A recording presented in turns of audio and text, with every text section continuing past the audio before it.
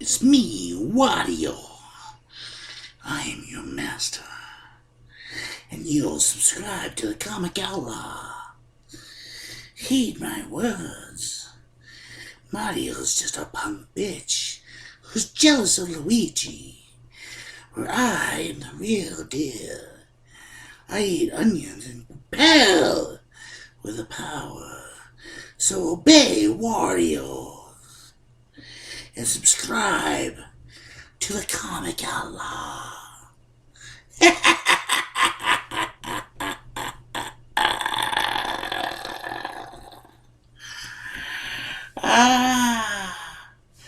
What up, everyone?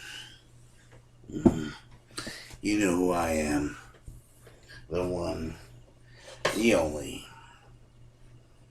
Comic Outlaw. Let me take a little scoot here. Get into mid-frame, mid-camera. And today, it just feels good to be out. It feels good just to talk. Just to talk to the Outlaw Nation. Those few out there subscribers that understand what the true meaning of the edge is. Oh, some of you don't? Well, let me tell you, the edge, one cannot describe it unless you've already fallen off. A great man named Hunter said that. Why don't you Google that shit? Maybe you can understand what it means to truly be an outlaw in this world. But yes, you saw the theme, you saw Wario, and we're talking about some of my favorite Mario villains. Yes, this is an Outlaws Corner. And just so you know, Magnus is not with me right now. Magnus is currently off fighting dragons, putting out fires, doing what he got to do. So this Outlaw Corner is a little solo. But of course I got my special guest right here. You know, he doesn't talk, but a man of few words still can crumble nations with a button utterance. Or at least that's what they tell you about Black Bolt. Anyways, Mario villains. Damn, how far these motherfuckers have actually evolved. Like, I remember playing Mario back in the day. And yes, in my timeline, the same as yours, Nintendo, Atari, all that wonderful stuff came out. And yet, we had a fine feast of different villains, different characters, different entourages. And it was fairly interesting. Because you never seen these characters before. You never seen these brown mushroom characters before. You never seen these jumping turtle characters before. God forbid you've seen a dragon character flop there and back and back and forth and back and forth. If you know what I'm saying. But maybe some don't. So I'm very clear on this. Super Mario Brothers was a game back a long time ago. And I know certain people play it now. They play the modern version. But if you want a head scratcher hard time, play the old version of the game. Yes, indeed. Play the advanced version of the game. And for like 2 buttons, you're going to find that it's a very, very difficult game to play. But anyways, Mario Brothers, believe it or not, before the Nintendo Wii and the Super Wii and whatever it is now, actually expanded. It used to be 1, 2, and 3. Now, if you guys don't know what I'm saying, Mario Brothers started off as a fantastic franchise. They branched off to these offshoots where Mario was doing this and doing that and doing that. But it had also become a cartoon series. And those of you that don't know what I'm talking about with the cartoon series, I suggest looking it up because goddamn, if you want a funny example of how video games work, and everyone talks shit about the Super Mario Brothers movie, and I agree that movie sucks a dick, but it had its fine points. I mean, it had Lozano, it had Hotchkiss, so it wasn't all bad. I mean, even though, according to interviews, they were drunk the whole time they did it. Well, that's neither here nor there. It still made an enjoyable movie if you were half stoned. But the cartoons, oh my god. Captain Lou Albano, former great manager, was one of the voices for Mario back in the day. And matter of fact, him and this other motherfucker guest starred in the show. Believe it or not. Yes, sir.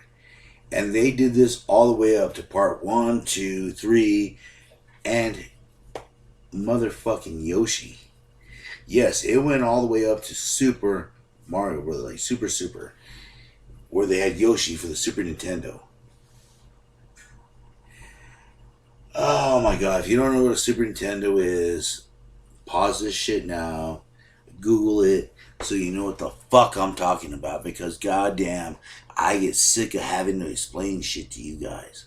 No sense of history. It makes me sad. You're lucky I just jumped from one multiverse to another, because I'm in a sort of good mood. But anyways, like I loved, and most people disagree with me because out of the original trilogy, 1, 2, and 3, because people love trilogies. I've noticed that now. Trilogies over the last 20 years have been the big thing. Star Wars had one trilogy, and then George Lucas decided to make another, and then Disney decided to bend over and make another 3 movies that close out the Skywalker saga. Don't look at me, little puppet. But anyways, that's just a humble villain's perspective on that. That's another video for another time. But we're reviewing some of my favorite villains. And, I love Mario Brothers 2. I know it's not that popular. It was actually based on another Japanese game a while back. It was kind of like just put it over because Mario 2 was actually the advanced levels that they put out years later. So this Mario 2 is like Kabutokai or something. I do not know Japanese. I'm not going to disrespect the culture. But it was a video game that was kind of pasted over. And to be honest with you, I love that game. I love picking up fucking vegetables and throwing them. I love the villains. I love Mauser. I thought it was a whole another approach to things. I thought it was cool that we got multiplayers. We got Toad, Luigi. We got the princess, and I think like a lot of people don't give this credit, but I think it opened the door for having multiplayers in Mario Brothers. Because nowadays it's common that you see the princess, Luigi gets his own video game here and there, Koopa's doing this and that, but it all started from this game. And then later on, Super Nintendo released an RPG game, Mario RPG. It was just the motherfucking tits. And if you ever get your hands on that motherfucker, I highly suggest you playing that goddamn game. Because, wow, it will blow your fucking socks off. And I know you're kidding. Oh, I see graphics where the blood coming out now, and I cut his fucking penis off, and blah, blah, blah. This is just a fun game to play. I mean, you could be King motherfucking Koopa. In one of his moves, he crushed Mario, he grabs him and he throws him at the fucking bad guy. That is just all kinds of cool. But I digress. We're talking about Super Mario Brothers villains. And like I said, I love Mauser. I love the Goombas, of course. The Koopas, the Koopa Troopers, and it's just like his kids, for example, on Mario Brothers 3, which I kind of found interesting because it gave you a level of difficulty. You were fighting a Koopa, but yet not. Because in the first Mario, you were fighting all these different Koopas and stuff like that. Yeah, I'm going to take this bit by bit. I'm probably going to go up to like Super Nintendo history, maybe mention a few of the Game Boys, and that's pretty much it. Well, I have to mention Smash Brothers, of course. But, I, like, and then when Wario came, Wario was my motherfucker. Wario came on Game Boy first and then evolved through several different game consoles. And Wario just became this badass version of Mario. Because Mario, let's be honest, is this egotistical fucking prick. He does this and that. And later on, and there is a princess game, just so I don't want to be blowing people's minds with spoilers because people cry every time I do that. And it's revealed that she's kind of a god of this realm. And this is all a play. Mario Brothers 3 was a play that they were putting on for her. So, if anyone's a villain, But anyways, I digress. I've always loved King Koopa, the big mouth, When I watch the cartoons, one of my favorite absolute characters. But this guy wormed his way into my heart. Good old Wario. Yes. You know what? I'll tell you what. If, by some great miracle, and I mean that, by some great miracle, in a motherfucking month, you know what? Just for the shit little amount of subscribers I have right now, I will tell you this. In 3 months, if I get 1,000 subscribers, I will get a Wario tattoo on my leg. Right here. For real. I will get a motherfucking Wario because he's so badass. I love that he's like the nasty motherfucker of the whole group. One of my favorite people to play on Smash Brothers. He and Koopa, and of course, Mario is the man on that, but I swear to you, I'm going to post this. And when I post it, 3 months, if I get 1,000 subscribers, I will get that tattooed on my leg. You will be able to watch it. But also, I might win the lottery. I might be somewhere in Tahiti with Starfire on one side and Captain Marvel on the other, where East meets West, if you know what I'm saying. It's so hard to talk about the Mario Brothers games unless you haven't played it. Mario has had a very complicated history.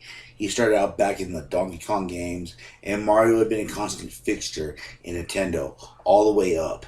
I mean, he was even in the Mike Tyson games. So, like a lot of the villains from 1 to 3 or even 1 to 4, if you want to consider the Super Nintendo game, were sort of basic. I mean, even in, it was more about the power-ups and what you got, more than anything else. This was a very primitive time for Nintendo because of the graphics, because of the time, because of the period, And if you guys don't know what I'm talking about with the Super Nintendo, look it up. Look up the bit system, look at the cartridge, look at the game. And you'll find that it still has its challenges. And the thing about Yoshi is that it had this ability to suck in the shells, the Koopas. And every shell, every different color had a different ability. Like the red had fire, really, really cool stuff. But as I said before, Mario Brothers is a very vast and long history. We're actually just covering this certain amount right now. We are going into it later, but I had to give love to the villains since this is a villains show. And I have to say the Koopa, Goomba, of course. Mauser, I love Mauser from Part 2. That dude was just such a dick. The Shy Guy, because they were awesome. Of course, King Koopa, Wario. Wario is always number one. Like, Wario in the games, it was fun to actually play from a villain's perspective. And Wario just made the perfect guy to just play for, because he was just such a lovable scumbag. And that's what you want in a villain. Somebody like, oh, well, he's sort of disgusting, and yet I just love that motherfucker. Because, of course, that's what makes a good villain, doesn't it? The talk, the walk, a good heel turn, or a good constant heel. Just doing what he has to do. So, and again, this is the Comic Outlaw and my co-host, Wario. So subscribe to the Comic Outlaw. Here, part 2. It will be coming soon. If not, Wario will come to your house, and I'll come and get you. Oh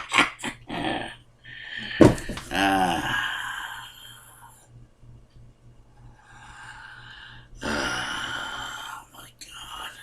It feels so good to be free.